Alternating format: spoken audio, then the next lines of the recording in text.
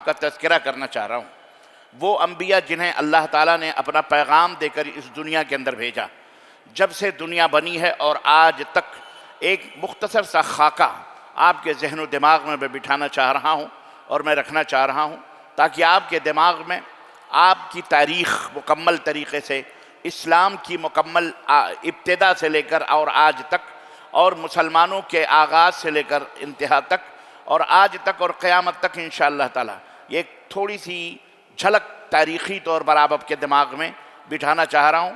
اور انبیاء علیہم السلام کا جو مقصد تھا دنیا کے اندر بھیجے جانے کا، نبی کیوں بھیجے گئے، رسول کیوں بھیجے گئے، ان کا مقصد کیا تھا، وہ کیا پیغام لے کر کے آئے، انشاءاللہ تعالی وہ بھی آپ کی خدمت میں ہم رکھنے کی، قرآن کریم کی روشنی میں، بلکہ آیات کی روشنی میں رکھنے کی کوشش کروں گا۔ اللہ رب العزت نے دنیا بنائی، جیسا کہ آپ کو پتہ ہے، سب سے پہلے حضرت آدم علیہ السلام کو پیدا فرمایا، پھر انہی سے حضرت حوا کو پیدا فرمایا، اور پھر الحمدللہ اسی طرح سے جنت میں کچھ دن رہے۔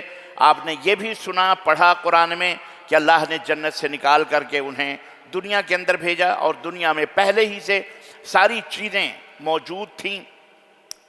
اللہ تعالیٰ نے آدم علیہ السلام کو سب سکھا پڑھا کے اس دنیا میں بھیجا، اور یہاں پھر خلق منہا زوجہا وبث منہما رجالا کثیرا ونساء، اللہ تعالیٰ نے فرمایا کہ ہم انہی کے ذریعے سے، ماں باپ کے ذریعے سے بہت زیادہ مردوں اور عورتوں کو ہم نے دنیا کے اندر پیدا کیا، اور اس طرح سے ایک انسان کا سیلاب امٹ پڑا، اور انسانی نسل کا تسلسل قائم و دائم رہا، چلتا رہا، نسل در نسل لوگ پھیلتے رہے دنیا کے اندر، اپنا وہ جو بھی جس انداز سے بھی وہ ماحول اور معاشرہ رہا ہوگا۔ بہرحال قرآن بالکل اختصار کے ساتھ اس کو بیان کرتے کرتے حضرت نوح علیہ السلام تک لاتا ہے اس مسئلے کو۔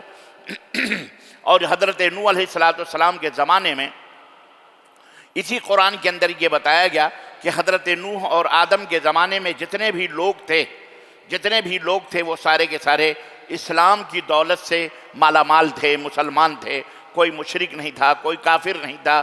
جرائم ہوتے بھی رہے ہوں، جیسے قتل کا جرم ہوا اور بہت سارے ممکن ہے، اس کا تذکرہ قرآن میں نہیں ہے سوائے قتل کے۔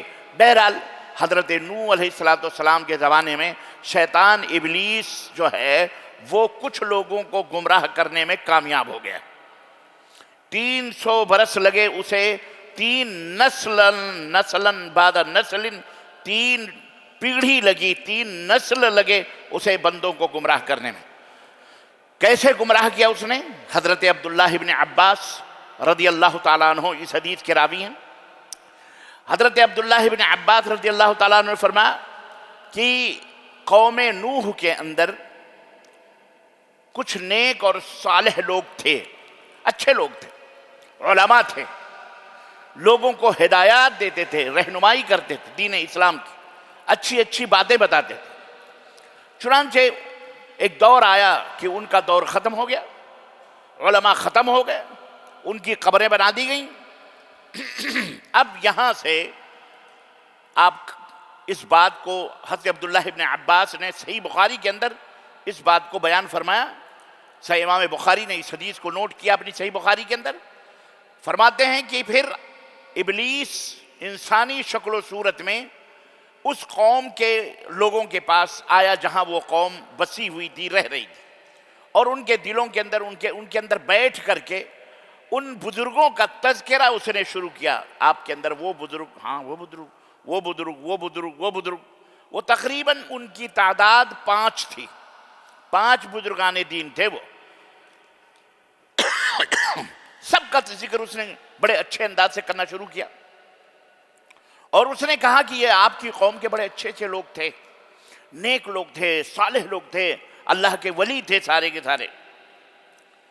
تو ظاہر ہے نیا زمانہ تھا، نئی میتیں ہوئی تھیں۔ اس دور کے جو بزرگ تھے، لوگ تھے، عوام، بوڑھے، وہ سمجھتے تھے کہ یقیناً وہ علماء تھے، ہمارے رہنما تھے، رہبر تھے، انتقال کر گئے۔ لیکن ابلیس نے ان کے دماغ میں ایک بات ڈالی۔ اس نے کہا دیکھو ایسا ہے، اتنے بڑے بڑے علماء مر گئے، آپ نے خبریں بنائی، کل کو یہ خبریں ختم ہو جائیں گی، مٹ جائیں گی، تو کیوں نہ ان قبروں کے پاس پتھر رکھ دو، چھوٹے چھوٹے یا بڑے بڑے، ان کے سرہانے پتھر رکھ دو، تاکہ جو ہے کیا کہتے ہیں یادگار قائم رہے، یادگاری طور پر وہ پتھر رکھ دیا جائے بس۔ چنانچہ وہ پتھر انہوں نے کہا یہ تو اچھی بات ہے، ہمارے بزرگوں کی یاد رہے گی، یہ تو بہت اچھی بات ہے۔ چنانچہ انہوں نے وہاں پتھر رکھ دیے۔ اب یہ نسل ختم ہو گئی بڈھوں کی، یہ جو جنہوں نے پتھر رکھے تھے یہ کیا ہو گئے؟ مر گئے، انتقال کر گئے۔ دوسری نسل آئی بچوں کی۔ تب ابلیس پھر آیا ان کے پاس، ان کی مجلس میں بیٹھے گا۔ اس نے کہا کہ ایسا ہے کہ آپ جانتے ہیں کہ آپ لوگوں کی اس بستی میں چند بزرگان دین رہا کرتے تھے جن سے آپ کے باپ داداؤں کی بڑی محبت تھی، بڑی الفت تھی آپ کے باپوں کی، دادا بھی آپ کے دادا وغیرہ بھی بڑی محبت کرتے تھے، اور جب وہ مر گئے تو وہاں پر انہوں نے بطور یادگار پتھر رکھ دیا تھا، تو آپ لوگ بھی اس کو برقرار رکھنا، اس کو برقرار رکھو اور وہاں جایا کرو، وہاں وہ لوگ بیٹھا کرتے تھے، ان سے کچھ فیض حاصل ہوتا تھا۔ اس نسل کو، دوسری نسل کو اس نے بتایا۔ دوسری نسل کے کچھ لوگ تیار ہوئے، اور جب بھائی بزرگ، شیطان تو ایسے تو نہیں آئے گا، انہی کا ہم شکل بن کر، انہی کا خیر خواہ بن کر کے آئے گا، اور شیطان نے ان کو، نوجوانوں کو یا بہکایا، اور یہ لوگ اب زیارت کرنا شروع کر دیا انہوں نے قبروں کی، اور وہاں جا کر کے کوئی مسئلہ ہوتا، کوئی بات ہوتی تو وہ پتھر کی ٹیک لگا کر کے وہاں بیٹھتے تھے۔ اچھا، اب تیسری نسل آئی۔ اس نسل کو ابلیس نے یہ کہہ کر کے گمراہ کیا کہ یہ یادگاریں ختم ہو جائیں گی، تمہارے جو بزرگ تھے، باپ دادے، یہاں آ کے بیٹھ کے اپنے فیض حاصل کرتے تھے، ان بزرگوں سے بڑی انسیت ان کو تھی، ایسا کرو کہ اس پتھر کے اوپر تھوڑے بہت نقش و نگاریں انسان کے بناؤ تاکہ یہ یادگار برقرار رہے۔ کہنے لگے اس سے کیا ہوگا؟ کہا اس سے یہ ہوگا کہ تمہارے دماغ میں تمہارے بزرگوں کی تصویریں قائم و دائم رہیں گی۔ تو بولے وہ تو ہمیں نہیں معلوم کیسے تھے۔ بولے ہم بتاتے ہیں نا آپ کو، یہ ایسے تھے، وہ ایسے تھے، وہ ایسے تھے، وہ ایسے تھے۔ ان کو اس نے کیا کرا، اس طرح سے شکلیں بنائیں، اور اس کے بعد قبریں تو مٹ گئیں، البتہ اس نسل کو اس نے کیا کرا، یہ کہا کہ یہاں بیٹھو اور یہاں ان سے مدد مانگو، یہ ان کے روحوں سے تم کو فیض حاصل ہوگا، اور یہیں اور ان سے تم جو کوئی بھی چیز مانگو گے، ان کے وسیلے سے، ان کے ذریعے سے اللہ تعالیٰ تک یہ بزرگ پہنچائیں گے۔ تمہارے باپ دادا کرتے تھے، تمہارے باپ دادا باقاعدہ یہاں بیٹھتے تھے، اٹھتے تھے، دیکھو نا یہ تمام سب پتھر اتر پورا۔ اور اس طرح سے تین نسلوں کے بعد چوتھی نسل والوں کو، یعنی 3 صدیوں کے بعد چوتھی نسل والوں کو قبر کی پرستش پر اس نے لگا دیا۔ حدیث پاک کے اس بیان سے یہ بات آیا ہوتی ہے، اور ایک بات یاد رکھو، کوئی دنیا کا مائی کا لال، مفتی، مولوی، علامہ اس حقیقت کا انکار نہیں کر سکتا، اور بخاری شریف کی اس روایت کا انکار نہیں کر سکتا جو عبداللہ ابن عباس سے مروی ہے، کہ واقعہ جو انہوں نے بتایا کہ دنیا کے اندر کس طرح سے شرک داخل ہوا اور کس طرح سے گمراہی آئی، یہ اس کی ہسٹری ہے، یا اس کا اتہاس ہے، یا اس کی تاریخ ہے جو عبداللہ ابن عباس نے بیان فرمایا۔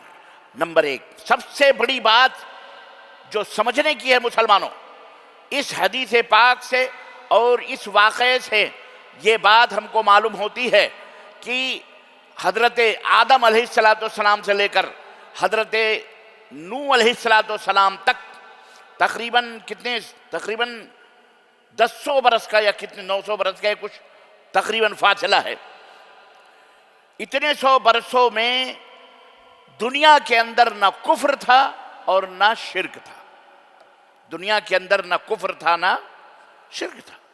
اس کا مطلب یہ ہے، نمبر 2 ہمیں یہ پتہ چلا کہ دنیا کے انسانوں کا سب سے پہلا دین اسلام ہے۔ نمبر 1 آج جو دنیا کے اندر بہت سارے، خاص طور سے ہمارے ملکوں کے اندر کچھ بھگت کیا کہتے ہیں ان کو، ہیں جو چلاتے ہیں کہ ہم بڑے پرانے دھرم، ان کو بتاؤ یہ پرانا دھرم تمہارا شرکیہ دھرم ہے۔ دنیا کے انسانوں میں سب سے پہلا انسان جو حضرت آدم ہے، اس دنیا کے اندر آئے اور ان سے پیدا ہم سب ان کی اولاد ہیں. وہ مسلمان تھے، ان کی اولاد مسلمان تھی، ان کا دین مسلمان تھا، اسلام تھا ان کا دین. اور حضرت نوح علیہ السلام کے زمانے تک ساری قومیں مسلمان تھیں، اور حضرت نوح علیہ السلام کے بعد یہ شرک داخل ہوا. اور شرک یہ پتہ چلا ہمیں، یعنی سب سے پرانا دین دین اسلام ہے. نمبر 2، سب سے پرانی چیز دنیا والوں کا پہلا دین دین توحید دین اسلام ہے. نمبر 3، خرابی اور برائی پہلے موجود نہیں تھی، کفریہ اور شرکیہ، بلکہ نوح علیہ السلام کے قوم میں یہ آئی. نمبر 4، شرک بعد میں آیا، توحید سب سے پہلے، بھلائی سب سے پہلے ہے اور اس کے بعد برائی ہے. یہ بھی پتہ چلا نا، شرک پہلے سے موجود، بولو، انسانوں میں شرک موجود نہیں تھا، انسانوں میں کفر موجود نہیں تھا، انسانوں میں سب کچھ توحید ہی توحید موجود تھی. اور پورے قوم کا ایمان اور پورے قوم کا ذہن اور پورے قوم کی جو تھنکنگ تھی وہ ساری توحید، اور ان کا ایمان اور عقیدہ توحید کے اوپر تھا. شرک داخل ہوا کب داخل ہوا؟ حضرت نوح علیہ السلام کی قوم میں داخل ہوا. اچھا، نمبر 5 ہمیں یہ بھی سمجھنا ہے، شرک کیسے داخل ہوا، شرک کا آغاز کس چیز سے ہوا، کس چیز سے ہوا؟ بولیے. ہاں، جزاکم اللہ خیر. شرک کا آغاز دریا، سمندر، آگ اور پانی سے، سورج، چاند سے نہیں کیا گیا. شرک کا آغاز اور اس کی شروعات کہاں سے ہوئی؟ قبر سے ہوئی، قبروں سے ہوئی. کس سے ہوئی؟ بس جڑ جب آپ نے سمجھ لیا تو آج اس کی جتنی شاخیں پوجی جا رہی ہیں یہ سب اسی ابلیس لعین کی اولاد اور ابلیس لعین کے کرشمے ہیں جو درگاہوں، مزاروں، شد و علموں کی شکل میں آج مسلمان پوج رہا ہے. میں وہ اور بھی خطرناک باتیں بتاتا ہوں آج آپ کو. تو میں آج انشاءاللہ تعالی اس شرک کی اتڑی پچونی اور اس کی چڈی بنیاں سب نکال کے دکھاتا ہوں. یہ اتنی ذلیل چیز ہے، دنیا کا سب سے بڑا جھوٹ، دنیا کی سب سے بڑی دنیا کی سب سے گندی برائی، دنیا کا سب سے بڑا گناہ. الا ادلکم علی اکبر الکبائر، جس کے بارے میں نبی نے فرمایا الا ادلکم علی اکبر الکبائر، اے میرے صحابہ کیا میں تمہیں سب سے بڑے گناہ کے بارے میں نہ بتلاؤں؟ قالوا بلا یا رسول اللہ، اکبر الکبائر.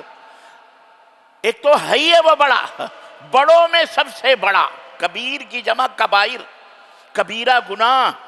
اللہ کے نبی نے فرمایا ان بڑے بڑے گناہوں میں سب سے بڑا گناہ تمہیں نہ بتاؤں؟ صحابہ نے کہا بتائیے. آپ نے فرمایا الاشراک باللہ، الاشراک، اللہ کے ساتھ کسی مخلوق کو سازیدار بنانا، شریک بنانا. گویا کفر بھی بعد میں ہے، شرک پہلے. انکار نہیں ہے اللہ کا، انکار نہیں ہے. کفار مکہ اللہ کا انکار نہیں کرتے تھے، کوئی دنیا کا مائی کا لال نہیں کہہ سکتا. اور جو اس بات کا انکار کرے کہ کفار مکہ اللہ کا انکار کرتے تھے، جو یہ کہے وہ سب سے بڑا کافر ہے، قرآن کا منکر ہے.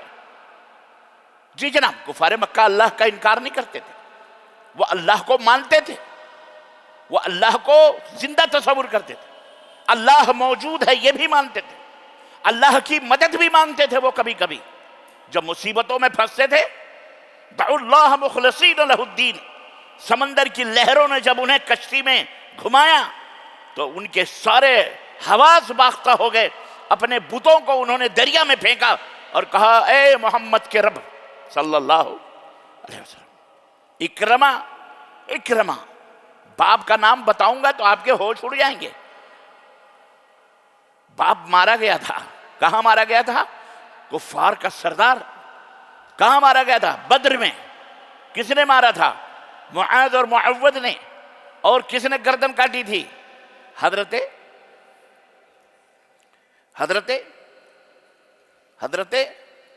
ابو ہریرہ رضی اللہ تعالیٰ سینے پہ پیر رکھا تو اس نے کیا کہا کہ او چرواہے، او بکریوں کے چرانے والے، بڑی اونچی جگہ پہ تو نے پیر رکھا ہے، منڈی کاٹنے آیا ہے تو ذرا گردن میری جڑ سے کاٹ تاکہ مرنے کے بعد بھی میری گردن اونچی رہے۔ ابو جہل، ان کا بیٹا اکرمہ، اس خوف سے فتح مکہ کے وقت کہ کہیں ہم پکڑے جائیں گے، آج تو محمد صلی اللہ علیہ وسلم، میں ان کے سب سے بڑے دشمن کا بیٹا ہوں، پکڑیں گے تو مجھے قتل کر دیں گے، بھاگا کفر کی حالت میں چند لوگوں کو لے کر سمندر میں، اور جناب علی کشتی میں بیٹھا اور بھاگا کہ ہم نکل جائیں گے، اور کشتی جب ہچکولے کھائی، بھمر میں جب گھومی، تب ان کو اللہ یاد آیا، سارے بتوں کو اللہ یاد آیا۔ اور اللہ کیسے؟ کہا محمد صلی اللہ علیہ وسلم کے رب ہمیں بچا لے، ہم ایمان لے آئیں گے۔ تب اللہ تعالیٰ نے کشتی ساحل پہ لگائی اور پلٹ کے مکہ آئے، توبہ کیا اور اللہ کے نبی صلی اللہ علیہ وسلم کا کلمہ پڑھا اور اسلام میں داخل ہو گئے۔ سمجھ رہے ہیں آپ؟ تو کفار مکہ اللہ کو مانتے تھے، جانتے تھے، خانہ کعبہ کی تعظیم کرتے تھے، غلاف کعبہ جن ایام میں آج چڑھایا جاتا ہے، انہی ایام میں اس وقت بھی غلاف کعبہ چڑھایا جاتا تھا۔ جن دنوں میں غلاف کعبہ چینج ہوتا، تبدیل ہوتا، کفار مکہ جب چینج کرتے تھے، آج تک اس کی ہسٹری میں اسی وقت غسل کعبہ ہوتا ہے۔ آج کے حکمران اور بادشاہ شروع سے لے کر آج تک انہی ایام میں، انہی تاریخوں میں، انہی عربی مہینوں کی تاریخوں میں کعبے کو غسل دیتے ہیں، اور غلاف کعبہ جیسے کفار مکہ چڑھاتے تھے آج بھی لوگ چڑھاتے ہیں۔ اور جتنا کفار مکہ نے خانہ کعبہ کو بنا کے چھوڑا ہے، آج بھی خانہ کعبہ اسی شکل و صورت کے اندر موجود ہے۔ یہ آج کل کی طرح یہ جو آپ ان گائے بیل بھینسوں کو کفار دیکھ رہے ہو، یہ وہ کفار نہیں تھے، وہ نسبت خواہ غراب عالم اسی وہ اعلیٰ کوالٹی کے کفار تھے، تھرڈ ورلڈ۔ گوبر گائے بھینس، جناب علی گائے گوبر موت پینے کھانے والے نہیں تھے، وہ جانتے تھے۔ لوگوں نے عربوں کو بیوقوف سمجھا ہے، عربوں کو سمجھنے کے لیے تمہیں 100 جنم لینا پڑے گا، یاد رکھو۔ آج بھی عربوں کو سمجھنے کے لیے پوری دنیا کو 100 جنم لینا پڑے گا۔ الو سمجھتے ان کو، ابے وہ ملائی کھا رہے، ملائی چھاچھ پوری دنیا پی رہی ہے، اللہ نے انہیں نوازا ہے، زمین سونا اگلتی ہے، بلیک گولڈ اللہ دیتا ہے، اوپر سے اللہ کی رحمت ہوتی ہے۔ بتاؤ پوری دنیا میں کہاں کون ہے اس کے مقابلے میں؟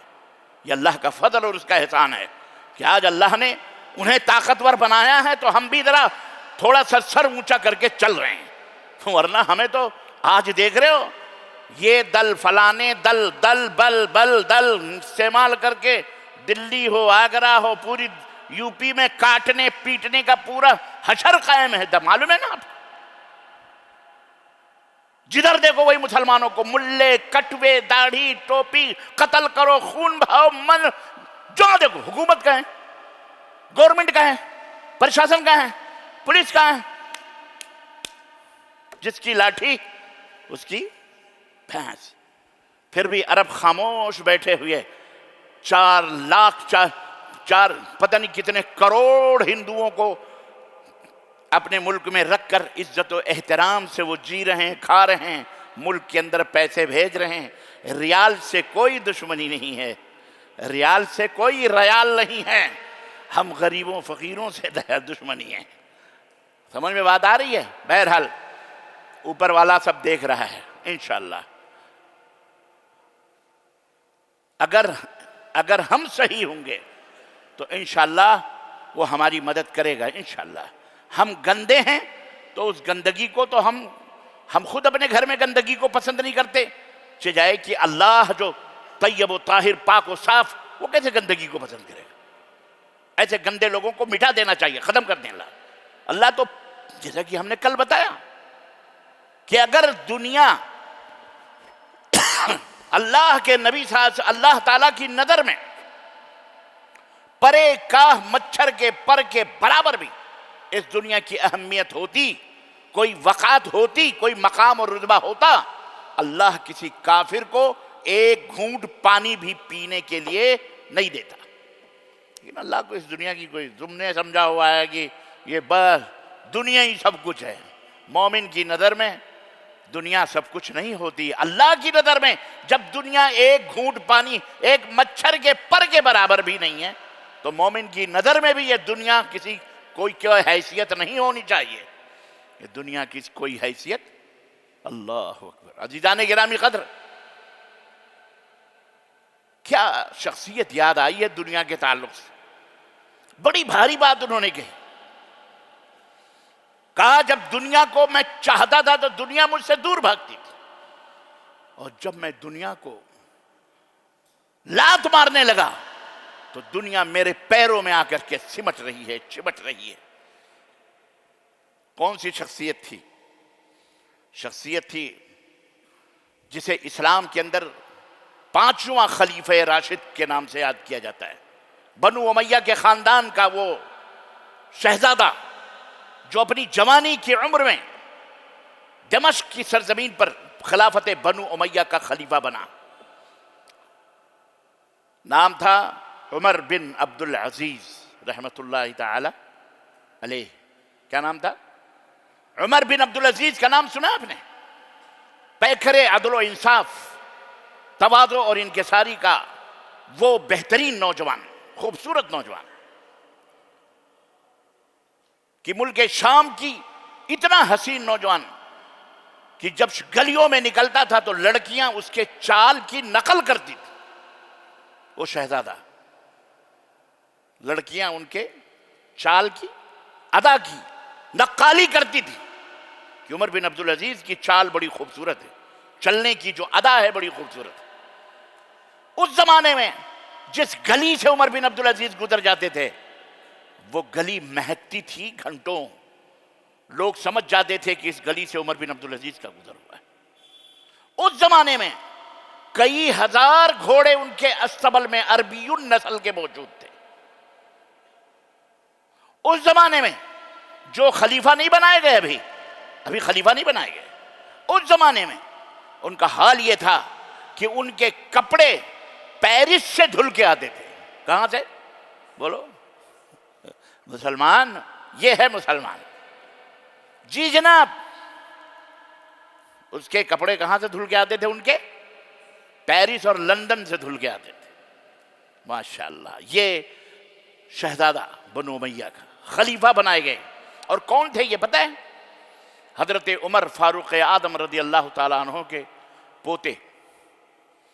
کس کے بیٹے؟ یہ بھی میں بتاتا چلوں، ہسٹری میں یاد رکھنا۔ عمر بن خطاب رضی اللہ تعالیٰ عنہ کا زمانہ ہے، مدینے کی گلیوں میں گشت فرما رہے ہیں، رات کا وقت ہے یا صبح کا وقت ہے، بہرحال یا رات کا وقت ہے، شام کا بھی، مدینے کی گلی میں گشت فرما رہے ہیں۔ آپ کی عادت مبارکہ تھی لوگوں کی خبرگیری کرنے کے لیے، لوگوں کے حال چال معلوم کرنے کے لیے۔ اچانک ایک گھر سے آواز سنائی دی کہ کوئی عورت اپنی بیٹی سے کہہ رہی ہے، بیٹی بکری کا دودھ تم نے نکال لیا؟ بیٹی نے کہا، ہاں اماں میں نے بکری کا دودھ نکال لیا۔ کہا اس میں تھوڑا پانی ملا دے، اس میں تھوڑا سا پانی ملا دے۔ بیٹی نے کہا، اماں امیر المومنین خلیفۃ المسلمین کی طرف سے آپ کو خبر نہیں پہنچی کہ کوئی بھی دودھ کے اندر پانی نہ ملایا جائے، خالص دودھ لوگوں تک پہنچایا جائے؟ عمر بن خطاب نے اعلان کروایا ہے اور آپ کہہ رہی ہیں کہ دودھ میں پانی ملا دو۔ تو اس بوڑھی عورت نے کہا، بیٹیا عمر بن خطاب کہاں دیکھ رہے ہیں؟ امیر المومنین نے حکم دیا ہوگا، لیکن کہاں عمر بن خطاب دیکھ رہے ہیں، ملا دے۔ تو بیٹی نے کہا کہ عمر بن خطاب نہیں دیکھ رہے ہیں، لیکن عمر بن خطاب کا اللہ تو دیکھ رہا ہے، میں نہیں ملا سکتی، امیر المومنین کا حکم میں نہیں ڈال سکتی۔ سیدنا عمر بن خطاب رضی اللہ تعالی عنہ کا دل باغ باغ ہو گیا۔ گھر آئے، بیٹوں کو بلایا، ایک بیٹے سے کہا، بیٹے تیری شادی کرنا چاہتا ہوں۔ کہاں کرنا ہے؟ فلانے گھر کی، غریب گھرانے کی لڑکی، بکری چرانے والی ہے، بکری چرانے والی، اس کی بیٹی بیاہ کی۔ آج ہم ہیں گھر دیکھتے ہیں، لڑکی، یہ وہ الا فلاں، مال دولت، پیسے کہاں سے ملے زیادہ سے زیادہ؟ دین دیکھو، دین، تقوی، پرہیزگاری۔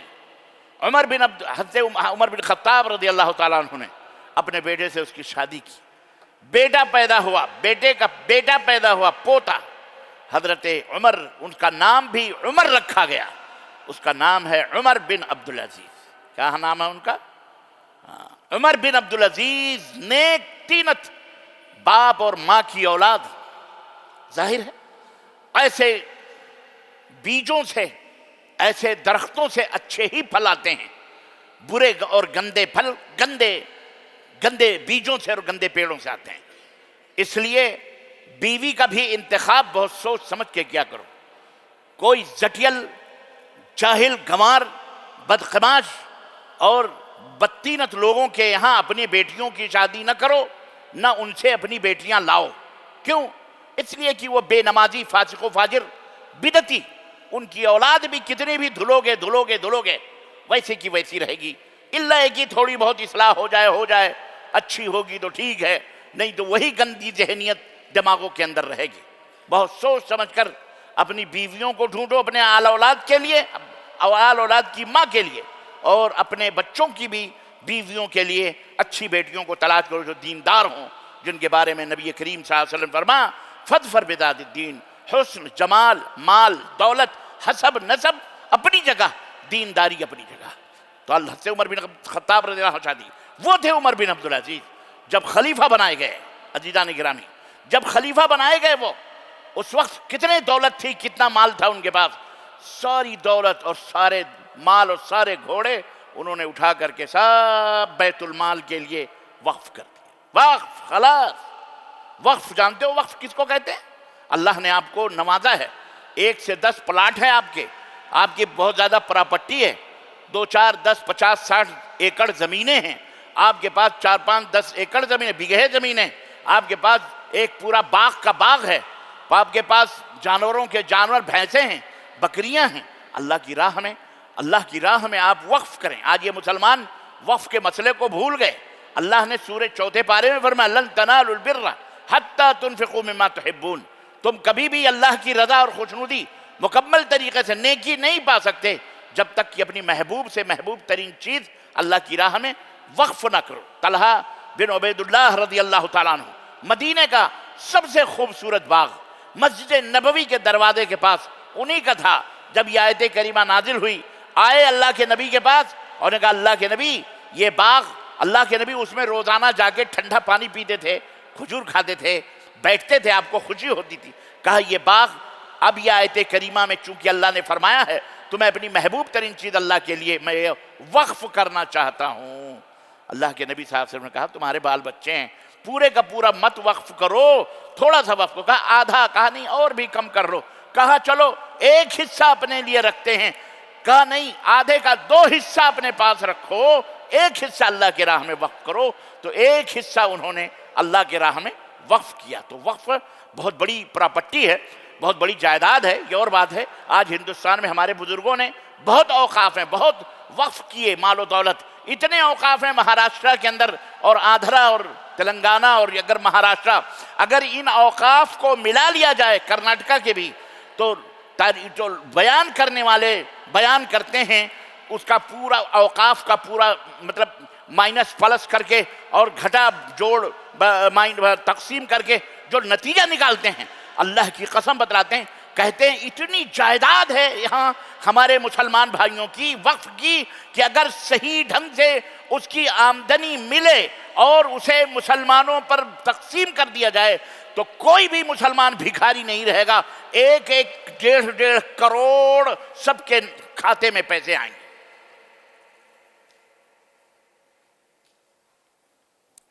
سمجھ میں بات آ رہی ہے؟ آج یہ وقف کی جائیداد کون کھا رہا ہے؟ بامبے کے اندر سنتے ہیں امبانی کا جو محل بنا ہوا ہے وہ بھی اوقاف کی زمین پہ ہے، پر اس نے قبضہ تو نہیں کیا اپنے مرضی سے۔ آپ اس کے پریزیڈنٹ ہیں، آپ اس کے متولی ہیں، آپ اس کے صدر ہیں، آپ نے اس کو بیچا، چپکے پیسہ ہضم کیا، وہ بدبو، وہ غلاظت تم نے کھائی اور کھا رہے ہیں۔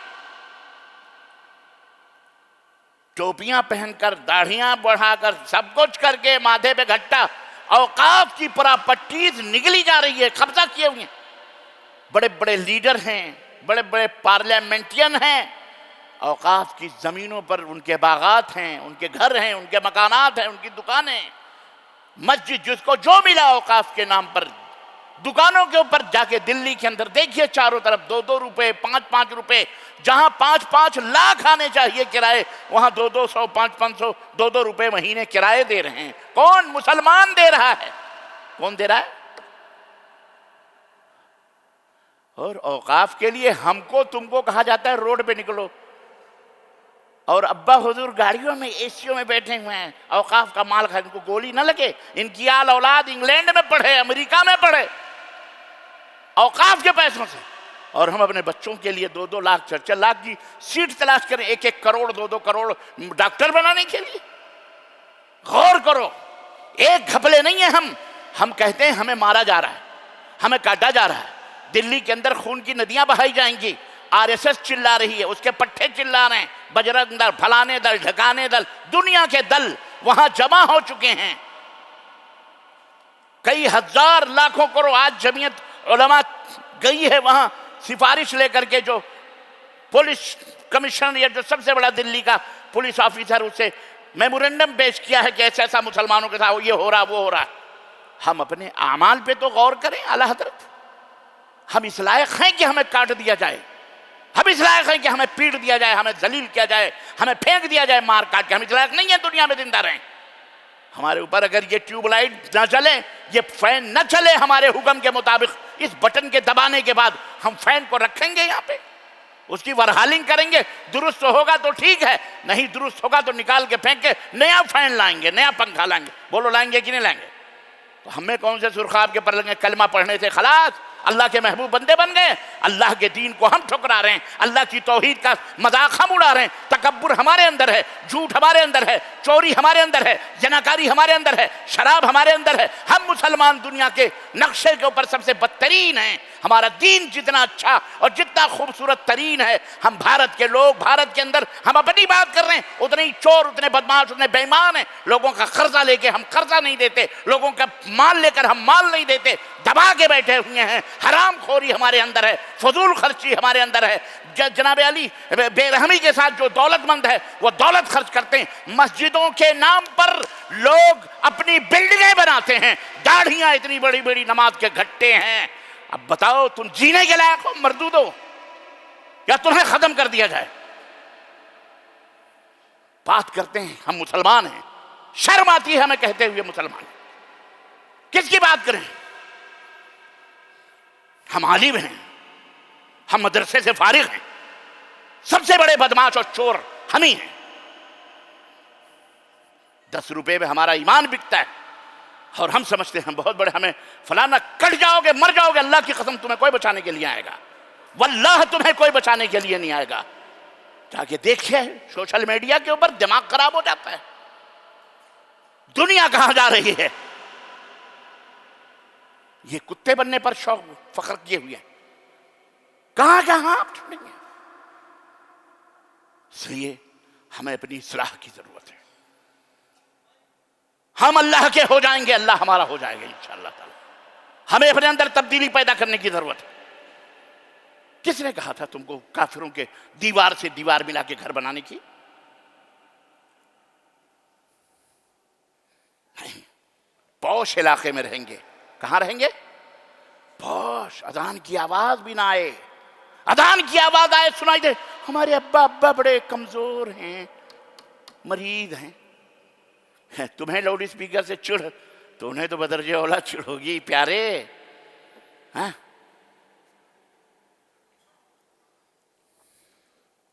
خیر ایک بات آئی تو میں نے کہہ دی، اپنی اصلاح کرو، اصلاح کرو۔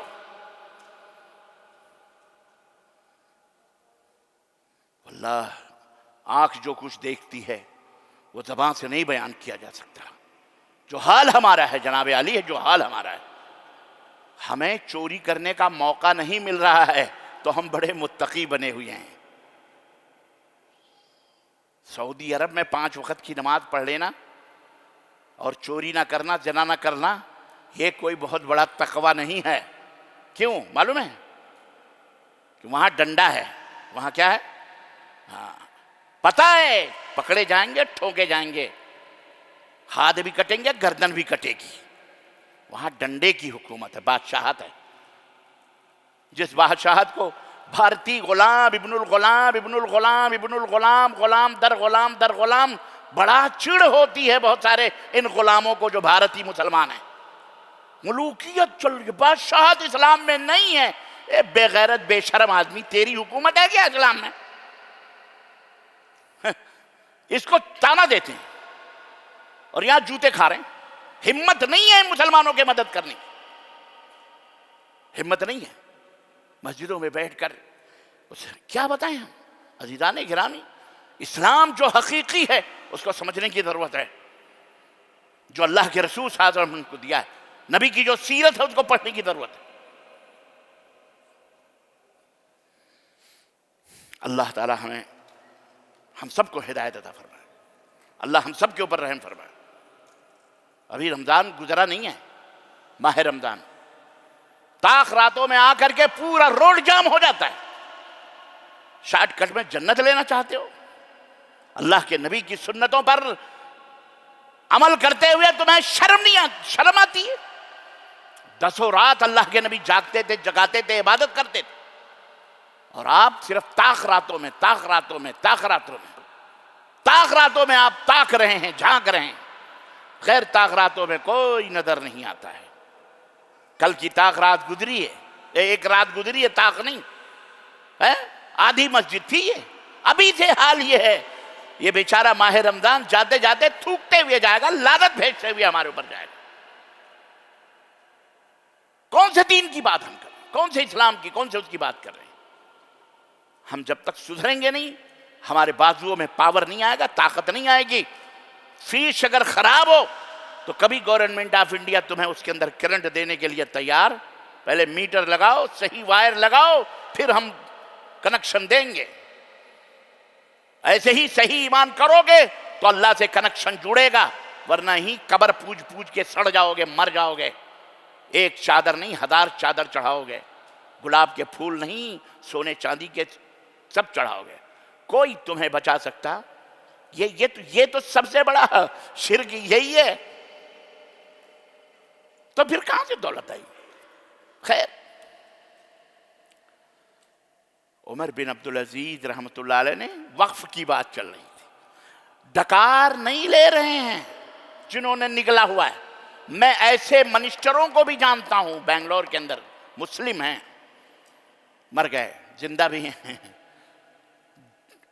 وقف کے جائیداد ان کے قبضوں میں ہیں.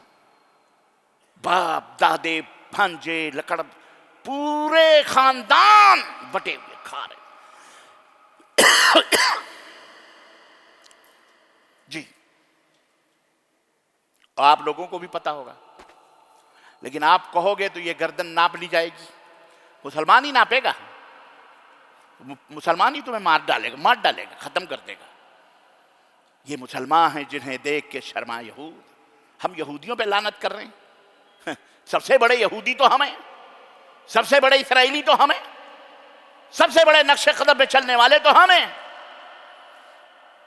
ہماری دعا کیا یہودیوں کے اوپر قابل قبول ہوگی؟ کہاں سے آئے گی؟ اقبال نے تو بہت پہلے کہا تھا، وضع میں تم ہو نصارا، وضع میں تم ہو نصارا تو تمدن میں ہنود. یہ مسلمان ہیں جنہیں دیکھ کے شرمائیں یہود. 1000 ہیلے، بہانے، حجتیں، دکانیں آپ دیکھ لو. آدمی دیکھ کر تاجر قیمت لگاتا ہے اس چیز کی. آدمی دیکھ کر، آپ کو ڈھولیا دیکھ کر 10 روپے کی 100 بولے گا، 100 روپے. اگر آپ تھوڑے کم پہنے اوڑھے ہیں تو آپ کو 50 روپے بولے گا، 40 روپے ہے وہ مال 10 روپے. جھوٹ بولتا ہے. لایا ہے وہ 5 روپے میں، لیکن قیمت اس کی 100 روپے لگا کے آپ کے ہولیے سے دیکھ کر وہ قیمت لگاتا ہے. کس نے کہا اتنا زیادہ آپ کو نفع خوری کرنے کا حکم کس نے دیا؟ کھاؤ بھائی، لیکن رمضان کے مہینے میں جتنے ندیدے اور بے غیرت مسلمان تاجر ہو جاتے ہیں. کسی قوم کے اندر آپ نے کرسچن کا بھی تیوہار آتا ہے، وہ باقاعدہ ڈسکاؤنٹ لگاتا ہے، سیل لگاتا ہے، ہاف قیمتوں میں اپنے سامان کو بیچتا ہے، آدھے آدھے قیمتوں میں، اور ہم آدھے سے بھی زیادہ ڈبل ٹربل قیمتوں میں۔ ابھی عید آئی ہے، بیچارے غریب مسکین پریشان ہوں گے۔ یہ مسلمان ہیں، ہمیں بدلنے کی ضرورت ہے۔ یہ پورے بھارت کا یہ حال ہے، پورے بھارت میں اپنے ملک کی بات کروں، دوسرے ملک کی کیا جانوں میں، یہ مسلمانوں کا حال ہے جناب، اس سے بھی بدتر ہے۔ میں تو بہت کم بتا رہا ہوں۔ سدھرو، سمجھو، مولوی سے لے کر کے عوام تک سب کو سدھرنے کی ضرورت ہے۔ حرام خوریاں عام ہیں، میں بالکل کلیئر کٹ بتا رہا ہوں، اور شرم نہیں آتی بے غیرتوں کو کہ حرام کھا کر، حرام نگل کر، اور پھر وہ کیسے آمنے سامنے آتے ہیں، یہ بھی شرم نہیں آتی۔ اتنے بے غیرت اور بے حیا ہو چکے ہیں لوگ، اللہ انہیں ہدایت عطا فرمائے۔ عزیزان گرامی، عمر بن عبدالعزیز رحمۃ اللہ علیہ سب کچھ دے دیا بیت المال کے اندر، کہیں سے سیب کے ٹوکرے آئے مسلمانوں کو تقسیم کرنے کے لیے، مسلمان جمع ہو گئے، بچے کچے لے کر کے سب کو سیب تقسیم کرنا شروع کر دیا۔ چھوٹا سا ان کا بھی ننھا منھا بچہ 6 سال کا وہ آیا اور باپ کے بغل میں کھڑا ہوا، باپ تقسیم کر رہا تھا سیب، حضرت عمر بن عبد تقسیم کر رہے تھے۔ ایک سیب اٹھایا اور منہ میں اس نے کاٹا، ابھی چبا ہی رہا تھا کہ باپ کی نظر پڑی، سیب کو چھینا اور حلق کے اندر انگلی ڈال کر کے اس کو باہر کیا۔ بچہ روتا ہوا، بلبلاتا ہوا اپنے ماں کے بعد گھر کی طرف گیا، دوڑا ہوا۔ یہ پورے سیب بانٹ کر تقسیم کر گھر میں جب داخل ہوئے، تھوڑی دیر کے بعد گئے جب تو داخل ہوئے تو ان کو سیب کی خوشبو محسوس ہوئی گھر میں، تو ان کی بیگم کا نام فاطمہ تھا۔ کہا فاطمہ، یہ گھر میں سیب کی خوشبو کہاں سے آ رہی ہے؟ کہا امیر المومنین، روتا ہوا آپ کا بچہ آیا تھا اور کہا تھا ابا نے سیب، میں کھا رہا تھا، ابا نے چھین لیا، تو میں نے سیب منگا کر کے اس کو کھانے کے لیے تھا تاکہ یہ چپ ہو جائے ننھا منھا بچہ۔ تب عمر بن عبدالعزیز رحمۃ اللہ علیہ نے کہا کہ فاطمہ، جس وقت میں نے اپنے بیٹے کے ہاتھ سے وہ سیب چھینا اور اس کی منہ میں انگلی ڈال کر کے اس سے نکالا، میرا کلیجہ باہر ہو گیا، لیکن میں مجبور تھا کیونکہ اس پر عام مسلمانوں کا حق تھا، میرے بیٹے کا حق اس کے اوپر نہیں تھا، وہ غریب مسلمانوں کا حق۔ یہ وہ عمر بن عبدالعزیز تھے، سمجھ رہے ہیں آپ؟ یہ وہ عمر عبدالعزیز تھے جن کے زمانے میں، تاریخ پڑھیے، تاریخ اپنی، جن کے زمانے میں لوگ صدقہ اور خیرات لے کر ڈھونڈتے تھے کہ غریبوں کو، بھکاریوں کو دے دیں، تو انہیں کوئی ملک شام کی گلی میں کوئی بھکاری نہیں ملتا تھا، نہیں ملتا تھا، کوئی مانگنے والا، کوئی بھکاری، کوئی غریب ہی نہیں ملتا تھا۔ یہ وہ عمر بن عبدالعزیز تھے جن کے دور میں غلے، گیہوں کے دانے اور دیگر جو غلے پیدا ہوتے تھے، وہ دانے پہاڑوں کے اوپر بھی ڈالے جاتے تھے تاکہ عمر بن عبدالعزیز کے زمانے میں ایک پرندہ بھی کوئی بھوکا نہ رہے، آدمی تو آدمی، پرندہ بھی بھوکا نہ رہے۔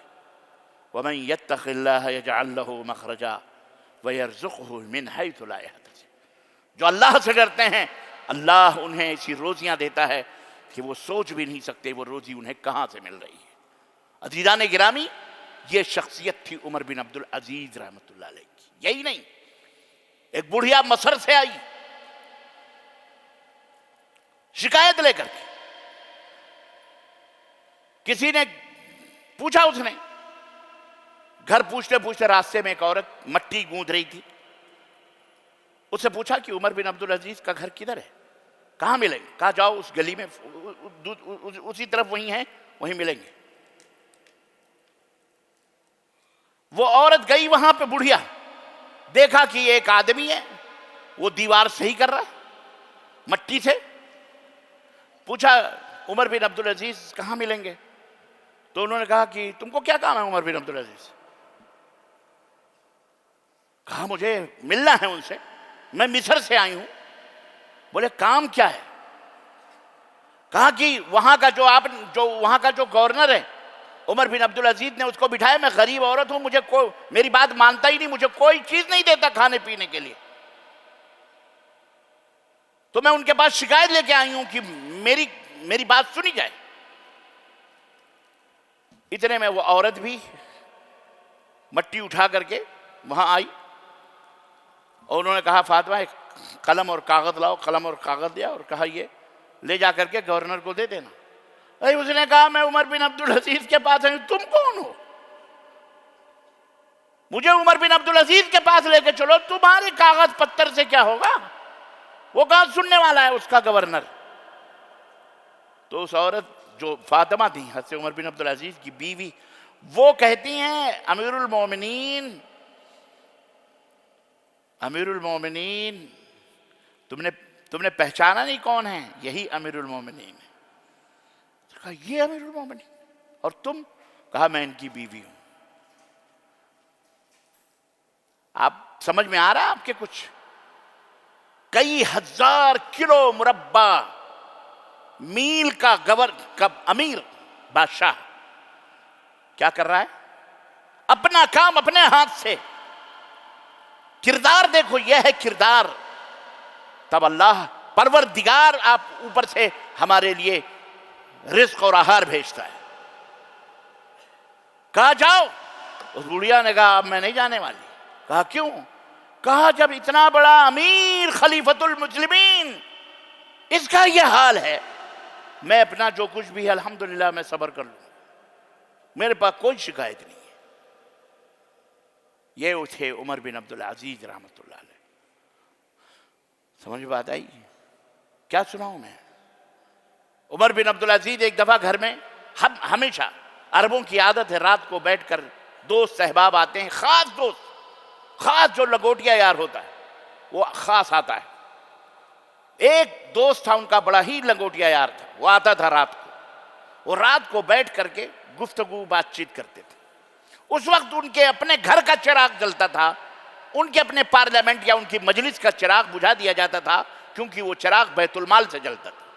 وہ گوارہ نہیں کرتے تھے کہ بیت المال کے پیسے سے وہ کچھ دیر بیٹھے ہیں، ان کا اپنا چراغ جلتا تھا۔ بیٹھے تھے، بات چیت ہو رہی تھی، دونوں دوست بات کر رہے تھے، اچانک چراغ گل ہونے لگا، دھیرے دھیرے دھیرے بجھنے لگا۔ عمر بن عبدالعزیز چپکے سے اٹھے اور گئے، تیل کا ڈبہ لایا، چراغ کو اتارا، اس میں ڈالا اور پھر اٹھا کر کے رکھ دیا، بتی بڑھائی، اجالا پھر روشن ہو گیا، اور پھر آ کے بیٹھ گئے اور تیل کا ڈبہ جہاں تھا وہاں لے جا کے رکھ دیا۔ دوست نے کہا کہ امیر المومنین نوکر کو بلا لیتے، آپ کو اٹھنے کی کیا ضرورت تھی؟ آپ اٹھ کے گئے اور آپ نے یہ کیا۔ اور تو انہوں نے کہا نوکر تو صبح اٹھنے والا ہے سویرے، وہ ہماری خدمت، اگر ہم اس کو رات بھر اپنی خدمت کے لیے لیں گے تو صبح کیسے خدمت کرے گا وہ؟ تو میں نے گوارہ نہیں کیا کہ اس کی نیند میں اسے جگاؤں، میں نے گوارہ نہیں کیا۔ تو کہا تب مجھے حکم دے دیتے، میں آپ کا دوست تو تھا ہی، دوستی تو تھا، میں جا کر کے تیل لا کر کے ڈال دیتا، آپ نے مجھے بھی نہیں بتایا، نہ مجھے پتہ چلا کہ آپ کہاں جا رہے ہیں۔ کہنے لگے لیست من المروءہ، انسانیت کا تقاضا یہ نہیں ہے کہ اس کے گھر جب کوئی دوست آئے تو اس کو کام کا حکم دے، تو یہ کر لو، وہ کر لو، فلاں کر لو، یہ مروت کے خلاف ہے، مروت کے ہے۔ کیا سبق دیا ہے؟ دوست آئے تو اس سے تم کام کرواؤ، یہ مروت کے کیا ہے؟ خلاف ہے، یہ ادب اور احترام کے خلاف ہے۔ وَأَنَا ذَهَبْتُ، سنو کلمہ ذہبیہ، سنہرے کلمات، سونے کے پانی سے لکھے جانے والے۔ کہنے لگے وَأَنَا ذَهَبْتُ وَكُنْتُ عمر بن عبدالعزیز وَرَجَعْتُ وَأَنَا عمر بن عبدالعزیز ماذا نَخْذَ مِنِّي، میں گیا جب اٹھ کر کے تیل لانے کے لیے تو بھی میں عمر بن عبدالعزیز تھا، اور واپس آیا تو بھی میں عمر بن عبدالعزیز ہوں، مجھ میں کیا کمی واقع ہو گئی؟ میں آج بھی عمر بن عبدالعزیز ہوں۔ بات سمجھ میں آ رہی ہے؟ انسان اپنی ذلیل حرکتوں سے ذلیل ہوتا ہے، انسان تواضع اور انکساری سے بلند ہوتا ہے۔ اللہ کے نبی صلی اللہ علیہ وسلم فرما من تواضع رفعہ اللہ، جو جھک کے چلتے ہیں اللہ ان کے سروں کو اونچا کر دیتا ہے، اور جو تکبر کرتے ہیں اللہ تعالیٰ ان کی ناک زمین پہ رگڑ کے انہیں ذلیل کر دیتا ہے۔ تو تواضع اور انکساری سے انسان یہ اخلاق بڑھتا ہے۔ یہ عمر بن عبدالعزیز، میں عربوں کی بات کر رہا تھا، تو عربوں کو ہم ذلیل نہ سمجھیں، چھوٹا نہ سمجھیں، ان کے اخلاق، ان کے عادات، ان کے اطوار، ان کی مروت اور ان کا مقام، اور اللہ تعالیٰ نے ایسے نہیں ان کو محمد الرسول اللہ صلی اللہ علیہ وسلم کو ان کے درمیان بھیجا، ایسے نہیں بھیجا۔ واللہ یعلم حیث یجعل رسالتہ۔ یہودیوں نے کہا تھا کہ عربوں میں ادھر کیوں، بنو اسماعیل میں کیوں بھیج دیا، مکہ میں کیوں چلے گئے، ہمارے یہاں سارے نبی آتے تھے، اس طرف یعقوب کے ابراہیم کے دوسرے بیٹے میں کیوں نبوت چلی گئی؟ تو اللہ نے فرمایا اللہ کو مشورے مت دو تم، اللہ بہتر جانتا ہے اپنے رسالت کو کس کے ذمے سونپنا ہے، کس کی گردن میں یہ ذمہ داری ڈالنی ہے، یہ اللہ کو سب سے بہتر معلوم ہے، تمہیں نہیں پتہ ہے۔ اللہ نے عربوں کو انتخاب کیا، ایسے نہیں کیا، وہ اللہ کو جانتے تھے، مانتے تھے، خانہ کعبہ کے لیے گردنیں کٹانے کے لیے اس وقت بھی تیار تھے، عزت کرتے تھے، آب زمزم پلاتے تھے، باقاعدہ باریاں لگتی تھیں، وہ مینا میں بھی جاتے تھے مزدلفہ۔ خالد ابن ولید کے باپ کا عالم کیا تھا کہ جب مینا کے اندر، آج حکومت کیا مدد کرے گی، اس زمانے میں جناب خالد بن ولید کہ والد جو تھے ان کا مینا کے حاجیوں میں اعلان ہوتا تھا کہ اے مینا کے حاجیوں، تمہارے خیموں میں آگ نہیں جلنی چاہیے، آگ جلے گی تو ولید کے خیمے کے سامنے جلے گی، سب کو کھانا یہاں کھانا ہے، سب کو کھانا، بولو، حاجیوں کی جتنے دن وہاں رہیں گے ان کے کھانے کی ذمہ داری صرف خالد ابن ولید کے والد لیا کرتے تھے، وہ کھلائیں گے۔ اس زمانے میں، اس زمانے کی بات کر، اللہ اکبر، یہ عرب تھے، اللہ کو جانتے تھے، مانتے تھے، ان کا صرف ایک جرم تھا بس، وہ جرم یہ تھا کہ وہ کہتے تھے کہ محمد بشر ہیں، فرشتہ ہونا چاہیے، رسالت کے لیے کیا ہونا چاہیے؟ فرشتہ ہونا چاہیے۔ آج کل کچھ ایسے لوگ ہیں جو بشر ہی نہیں مانتے، جو بشر نہیں مانتے، اگر کوئی کہہ دے بشر تو کہتے ہیں یہ کافروں کی زبان بول رہا ہے، اللہ انہیں ہدایت عطا فرمائے، اللہ ان کا کفر، ان کی تکفیر انہی کے اوپر واپس کر دے مولا، اللہ انہیں ہدایت عطا فرمائے۔ خیر، تو عرض کرنے کا مطلب یہ، کفار مکہ اللہ تعالیٰ کو جانتے تھے، مانتے تھے، ان کا جرم یہ تھا کہ اپنے اور اللہ کے بیچ میں کسی کو وسیلہ بناتے تھے، کیا بناتے تھے؟ سفارشی۔ ہاؤلائی، قرآن نے بتایا ہاؤلائی شفعاؤنا عند اللہ، یہ ہمارے سفارشی ہیں اللہ کے نزدیک، ہم بس ما نعبدہم الا لیقربونا الی اللہ زلفا، ارے ہم جو یہ چڑھاوے وڑھاوے، یہ جو دان دچھڑا اور نظر نیاز جو ان کی نام کی کرتے ہیں، عبادت جو کرتے ہیں، پکارتے، ما نعبدہم، ہم ان کو نہیں پکارتے، ہم ان کی عبادت نہیں کرتے صرف اس لیے تاکہ یہ ہمیں اللہ سے قریب کر دیں، بس اسی لیے ہم یہ بکرے، مرغے، چادر، پھول، پتیاں، ان کے نام کے منتیں، نیازیں، یہ سب سال ہا سال عرس، میلے، ٹھیلے، یہ سب جو کچھ کرتے ہیں نا، یہ صرف یہی وجہ بس، ورنہ سب تو اللہ ہے۔ نہیں سألتہم من خلق السماوات والارض، میرے حبیب اگر آپ پوچھیں کہ ان کو زمین اور آسمان کا بنانے والا کون ہے، یہ کہیں گے اللہ ہے۔ ان کو پوچھے تم کو پیدا کرنے والا ہے، تو یہ کہیں گے اللہ ہے۔ سب کچھ، ارے اس زمانے کے کفار تو آج کل کے جو کلمہ کو مشرک ہیں، کلمہ پڑھنے والے مشرک ہیں نا، ان سے لاکھ درجے بہتر تھے وہ۔ یہ تو سیدھے کہتے ہمارے بزرگان دین سے جو ملتا ہے انہی سے ملتا ہے۔ ارے دعائیں بھی قبول ہوتی ہیں تو مکہ مدینے میں نہیں، ہمارے بزرگ کے فلانے ہیں آستانے عالیہ پہ دعائیں سب سے زیادہ قبول ہوتی ہیں۔ یہ مشرک ہیں ہمارے بھارت کے، اللہ انہیں ہدایت عطا فرمائے۔ عزیزان گرامی، تو یہ شرک، اس کا آغاز اور اس کی شروع، تو عربوں کو آپ ہلکے میں نہ لیں جناب عالی، جو چپ ہیں، بہت سارے لوگ کہتے ہیں یہ نہیں کر رہے، وہ نہیں کر رہے، وہ جانتے ہیں کہ سیریا کو برباد کرنے میں کس کا ہاتھ ہے، وہ جانتے ہیں کہ غزہ کو پلیٹ فارم بنانے میں کن یہودیوں اور یہودیوں کے دلوں کا ہاتھ ہے، وہ دیکھ رہے ہیں۔ تم کیا دیکھ رہے ہو؟ تمہارے بغل میں تو تمہیں کاٹ پیٹ رہا ہے، تمہیں وہی نظر نہیں آتا ہے. تمہارے آنکھ کے نیچے کون تم کو دھوکہ دے رہا ہے، تمہارے آنکھ کو کون پھوڑ رہا ہے، تمہیں خود نظر نہیں آتا. لیکن الحمدللہ جو بادشاہ ہے اللہ نے اسے ہمت اور طاقت اور بادشاہی نظر دی ہے. انہیں پتا ہے کہ یہ جو گیم ہو رہا ہے یہ کیوں ہو رہا ہے اور کیسے ہو رہا ہے، اس کو کیسے ڈیل کرنا ہے، حل کرنا ہے، یہ ان کو پتا ہے.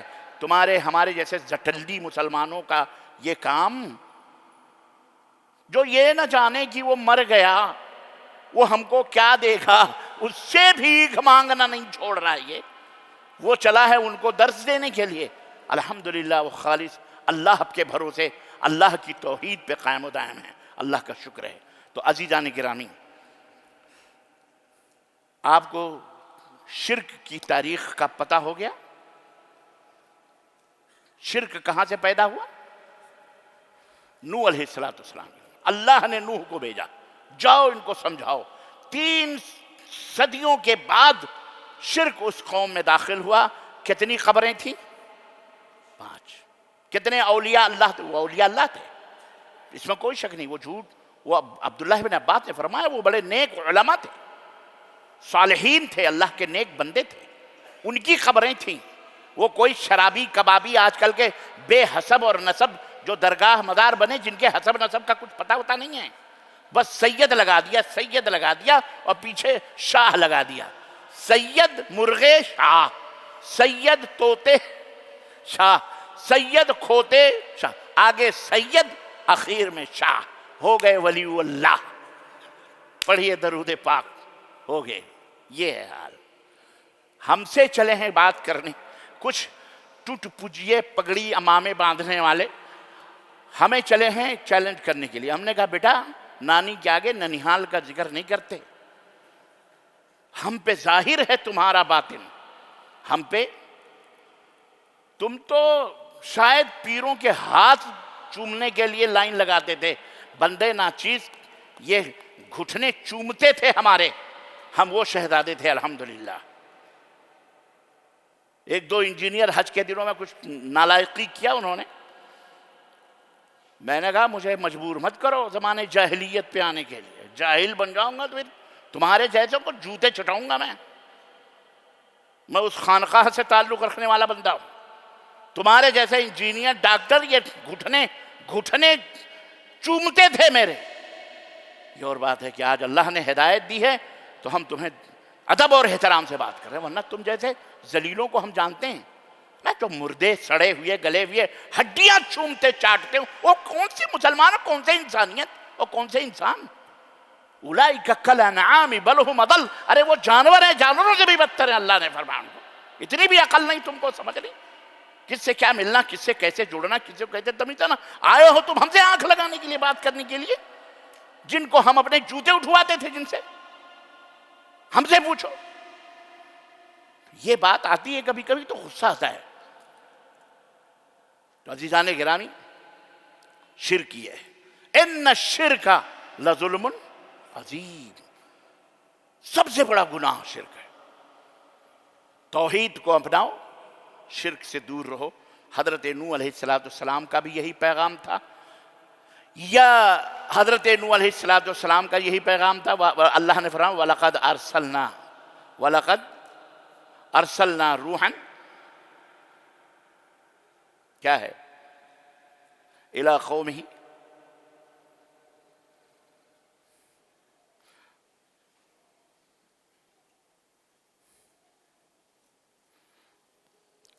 وَلَقَدْ أَرْسَلْنَا نُوحًا إِلَىٰ قَوْمِهِ فَقَالَ يَا قَوْمِ اعْبُدُوا اللَّهَ مَا لَكُم مِّنْ إِلَٰهٍ غَيْرُهُ. ہم نے جب نوح کو ان کی قوم کی طرف بھیجا تو نوح علیہ السلام نے اپنی قوم کو سب سے پہلا پیغام جو دیا وہ کیا تھا؟ اعبدوا اللہ ما لکم من الہ غیرہ. اللہ کی عبادت کرو، غیروں کی عبادت نہ کرو. ان کی پوجا نہ کرو، اللہ کی کرو. اس کے سوا تمہارا کوئی بھی معبود نہیں ہے. انی اخاف علیکم عذاب یوم عظیم. اے میری قوم کے لوگوں، مجھے ڈر ہے کہ کہیں اللہ کا دردناک عذاب تمہیں نہ پکڑ لے. تو اے بھارت کے شرک کرنے والے مشرکوں، ظالموں، شرک نہ کرو ورنہ اللہ کا عذاب تمہیں لے ڈوبے گا، اور مختلف انداز سے یہ عذاب آئیں گے۔ جو بھی شرک کرے گا اسے اس عذاب کے اندر اللہ کا عذاب پکڑے گا۔ ہم تمہیں اللہ کے عذاب سے ڈرا رہے ہیں، شرک نہ کرو، اللہ کی عبادت کرو، بس اللہ کے سوا کسی کی عبادت نہ کرو۔ یہی نوح علیہ السلام کا پیغام۔ جب اللہ کے نبی نے، نوح نے جب یہ پیغام دیا تو اس کا ریئیکشن کیا ہوا، اس دعوت کا ریئیکشن کیا ہوا پتہ ہے؟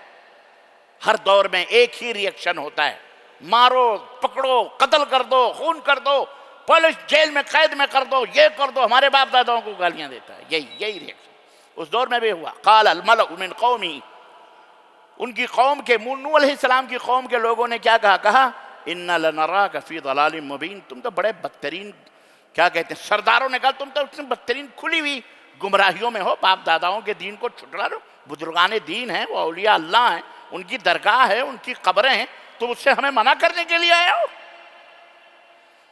اِنَّا لَنَرَاكَ فِي ضَلَالٍ مُبِينٍ، ہم تو تمہیں کھلی ہوئی گمراہی میں دیکھ رہے ہیں۔ اکیلا نوح علیہ السلام، اکیلے۔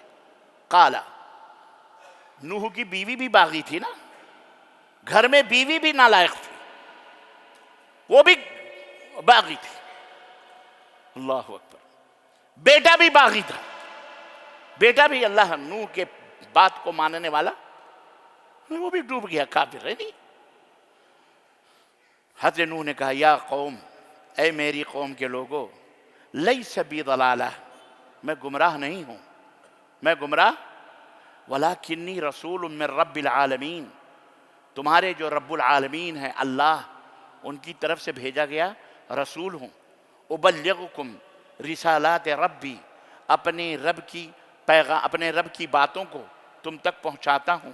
وانصح لکم، اور تمہارے لیے خیر خواہ ہوں، تمہیں جنت میں جانے کا پیغام دیتا ہوں، نصیحت کرتا ہوں۔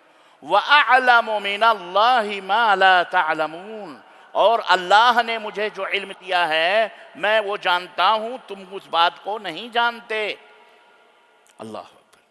اب عجبتم ان جاءکم ذکر من ربکم علی رجل منکم، کیا تمہیں اس بات پہ تعجب ہے کہ تمہیں میں سے کسی مرد پر، کسی انسان پر اللہ کا کرم ہوا، اس نے اسے بات بتائی اور وہ تمہیں وہ بات پہنچانے کے لیے بھیجا گیا؟ کیا تمہیں اس بات پہ تعجب ہو رہا ہے کہ وہ تمہیں اللہ کی بات کو پہنچا رہا ہے جو تمہیں میں سے، تمہارا ہی بھائی، تمہارا ہی چچا، تمہارا ہی بیٹا ہے؟ لِيُنذِرَكُمْ، تاکہ وہ تمہیں اللہ سے ڈرائے، وَلِتَتَّقُوا، اور اس لیے دعوت دے تاکہ تم اللہ سے ڈرو، وَلَعَلَّكُمْ تُرْحَمُونَ، تاکہ تمہارے پر رحم کیا جائے۔ اللہ نے فرمایا فَكَذَّبُوهُ، قوم نے آپ کو جھٹلا دیا۔ کتنے سو برس آپ نے دعوت دی تھی؟ بولو، پیغام کتنے سو برس دیا تھا؟ 950 برس، 950 ایئرس حضرت نوح علیہ السلام نے اپنی قوم کو ڈرایا، دھمکایا، بلایا اللہ کی طرف پیار سے، محبت سے۔ اللہ نے فرمایا فَكَذَّبُوهُ، تو قوم نے ان کو جھٹلا دیا۔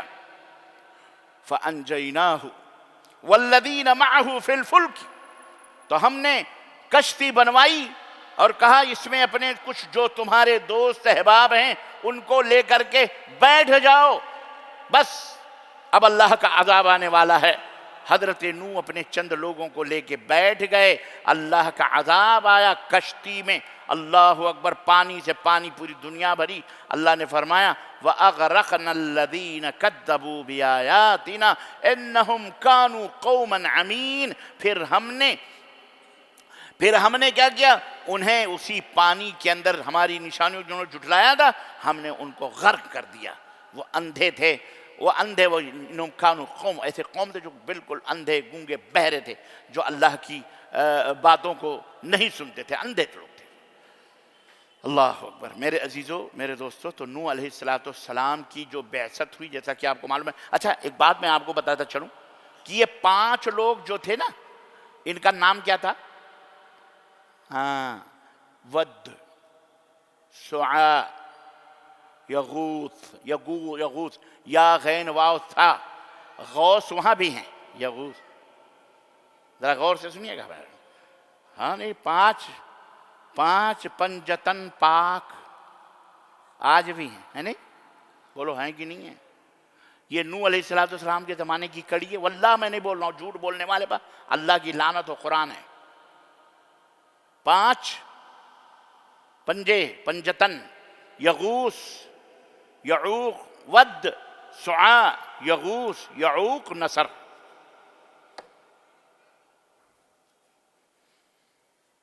کچھ سمجھ میں آ رہی بات؟ قرآن میں پڑھیے، اللہ تعالیٰ نے سورہ نوح کے اندر فرمایا، ہاں عبد المحسن، سورۃ النوح، سورہ نوح میں کیا فرمایا؟ لا تذرن، ہاں کوئی حافظ ہے آپ لوگوں میں؟ آلہتکم ودا ولا سعاء، ودا ولا سعاء ولا یغوث ولا یعوق نصرا۔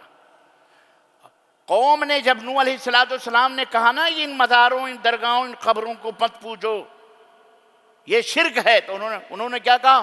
لوگوں کا، مشرکوں نے کہا لا تذرن آلہتکم، ارے یہ ہمارے تمہارے معبود ہیں، ان کو نہیں چھوڑنا، ان کے کہنے پر نہیں چھوڑنا، نہ ود کو چھوڑنا، نہ سوا کو چھوڑنا، نہ یعوق کو چھوڑنا، نہ یغوث کو چھوڑنا، نہ نصر کو چھوڑنا۔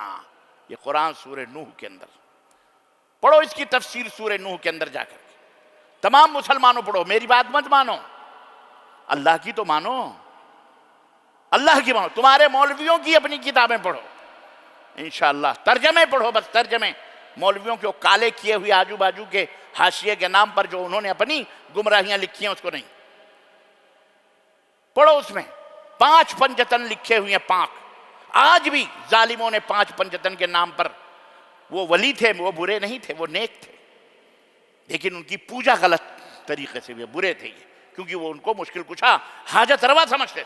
آج بھی لوگوں کے دروازوں پہ جا کے دیکھو آپ نے، لوہے اور وہ کیا کہتے ہیں اس کو، گھروں پہ جو لکھے رہتے ہیں تغرے، لی خمسۃ اطفی بہا حر الوبا والحاتمہ المصطفیٰ والمرتضی وابناہما والفاطمہ۔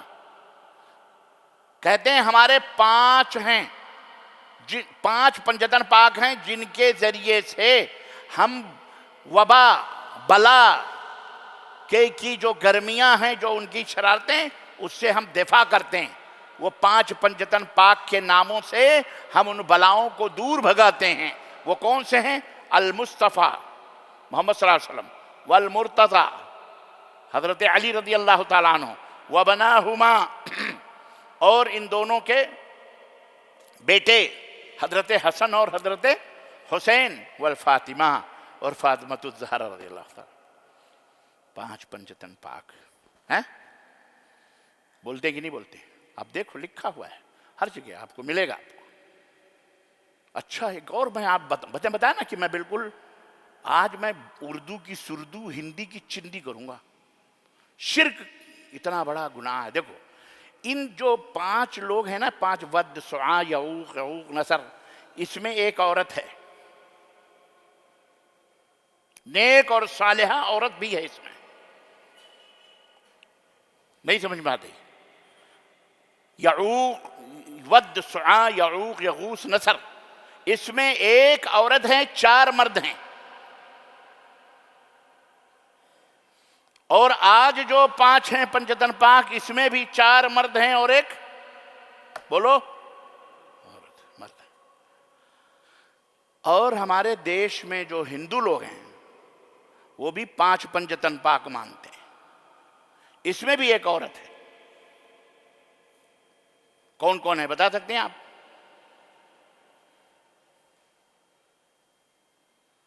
بتائیے، نہیں مانتے آپ؟ رام ہیں، لکشمن ہیں، لو ہیں، ان کے دونوں بیٹے ہیں، لو اور ایک کش اور ایک سیتا، 5 ہیں۔ یہ بھی 5 کی پوجا کرتے ہیں، رام، لکشمن، رام، لکشمن، لو، کش اور سیتا، یہاں بھی 5 ہیں۔ الغرض کہنے کا مطلب یہ ہے، یہ سلسلے آج کے نہیں ہیں، بہت پرانے ہیں، آپ لوگوں کو سمجھنے کی ضرورت ہے۔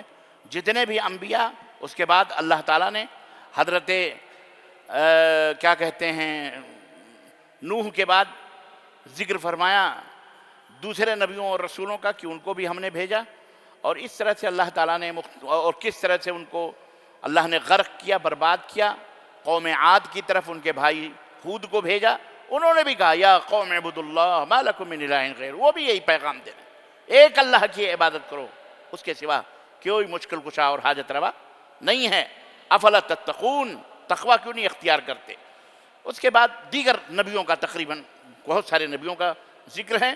عزیزان گرامی، یہ آج کا پورے یوں سمجھیے 29 رمضان تک کے پہلے دن کے لے کے آپ تک کا ہمارے جو پیغام اور میسج کا جو خلاصہ ہے، وہ بہت ساری چیزیں تو ہم نے بتائیں، لیکن اس کے اندر مین چیز اور اہم جو تمام خلاصوں کا درس ان نبیوں کی دعوت کا جو اصل ان کی دعوت ہے توحید، اللہ کے لیے اس توحید کو اپناؤ، شرک سے بچو۔ نبیوں کی حضرت آخری نبی سید الانبیاء حضرت محمد الرسول اللہ صلی اللہ علیہ وسلم کے پیغام کو، آپ کی دعوت کو، آپ کی سنت کو اپناؤ، ان کے طریقوں کو اپنی زندگی کا بناؤ انشاءاللہ۔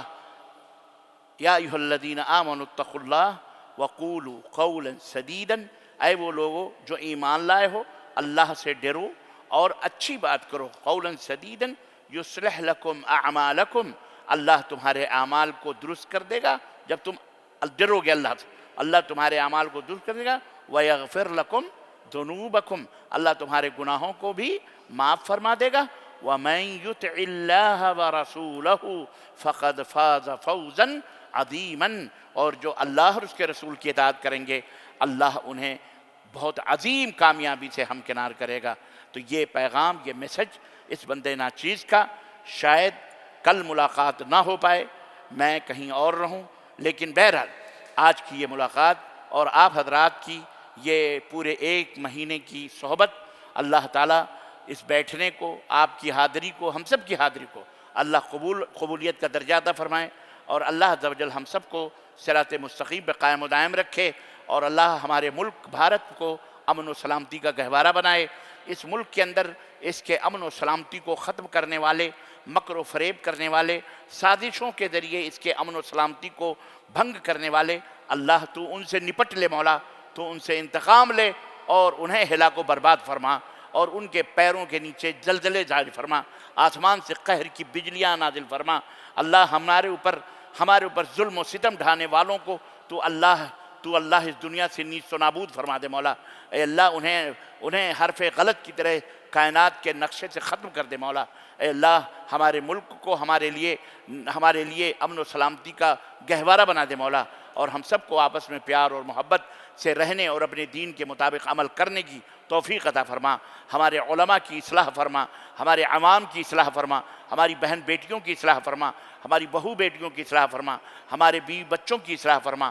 اے اللہ ہم سب کو جنت الفردوس میں، ہماری گردنوں کو جہنم سے آزاد کر کے جنت الفردوس میں جگہ عطا فرما مولا۔ اے اللہ ہم میں جو بیمار ہیں شفایابی عطا فرما، ہم میں جو پریشان حال ہیں بار الہ ان کی پریشانیوں کو دور فرما۔ اے اللہ اس ماہ مبارک کو بار بار ہماری زندگی میں واپس فرما دے مولا۔ اے اللہ اس کے خیرات و برکات سے ہم لوگوں کو مالا مال فرما دے مولا۔ اے اللہ اس میں جو خامیاں، جو غلطیاں ہوئی ہیں، اے اللہ ہم اس سے توبہ کرتے ہیں، وہ میری طرف سے، شیطان کی طرف سے، اور جو کچھ اچھائیاں اے اللہ وہ تیری طرف سے ہے مولا۔ اے اللہ کی راہ میں اس ماہ مبارک میں جن لوگوں نے دامے درمے قدمے سخنے ایک پائی سے بھی پارٹیسپیٹ کیا، حصہ لیا، جن چیزوں میں انہیں صدقات فطر ہیں، زکوٰۃ ہیں، اور نمازیں ہیں، قیام ہے، قعود ہیں، اللہ ان سب کو قبول فرما لے مولا، اور اللہ سب کو ان کے میزان حسنات میں بنا دے مولا۔ اے اللہ ہم سب کی اصلاح فرما، اور ہم سب کے بال بچوں کی اصلاح فرما، ہماری بیٹیوں کی شادیاں جلد سے جلد کروا دے مولا۔ اے اللہ ہماری بیٹیوں کی شادیاں ان کے ہاتھ پیلے کروا دے مولا، انہیں نیک اور صالح شوہر عطا فرما، اور ہمارے بیٹوں کی، ہمارے بچوں کی، مسلم بچوں کی سب کی شادیاں فرما دے مولا۔ اے اللہ ان کے ہاتھ بھی، اور اللہ تعالیٰ انہیں نیک اور صالح بیویاں عطا فرما دے مولا۔ اے اللہ ہماری بیویوں کو ہمارے لیے فرما بردار بنا دے، نیک بنا دے، صالحہ بنا دے۔ اے اللہ ان کی برائیوں، ان کے شر اور مکر اور فتنے سے اللہ ہم سب کی حفاظت فرما مولا۔ اے اللہ اس دنیا میں جو کچھ بھی فتن و فساد کی لہریں چل رہی ہیں اللہ اسے تو ختم فرما دے مولا۔ اے اللہ عالم اسلام میں امن عطا فرما۔ اے اللہ مملکت سعودی عربیہ کی حفاظت فرما۔ اے اللہ وہاں کے لوگوں کی، جہاں کہیں بھی مومن مومنات موحدین رہتے، متقین رہتے ہیں، اللہ سب کی حفاظت فرما مولا، اے پوری دنیا میں جہاں کہیں عالم اسلام کی حفاظت فرما مولا، اے اللہ عالم اسلام میں جہاں کہیں بھی لوگ مجبور ہیں، پریشان حال ہیں، اے اللہ ان کے اوپر ظلم ہو رہا ہے، اللہ ان ظالموں کو کیفر کردار تک پہنچا دے مولا، اے اللہ ان مظلوموں کی مدد فرما مولا، چاہے وہ فلسطین ہو، چاہے وہ غزہ ہو، اے اللہ ہر جگہ، چاہے وہ جہاں کہیں بھی ہو، اللہ تعالیٰ مظلوموں کی مدد فرما اور ظالموں کو کیفر کردار تک پہنچا دے مولا، اے اللہ انہیں ہلاک فرما دے مولا، اے اللہ ان کے اوپر اپنی قہر کی بجلیاں نازل فرما، آمین یا رب العالمین۔ وصلی اللہ علی نبینا محمد وعلی آلہ وصحبہ اجمعین، والسلام علیکم ورحمۃ اللہ وبرکاتہ۔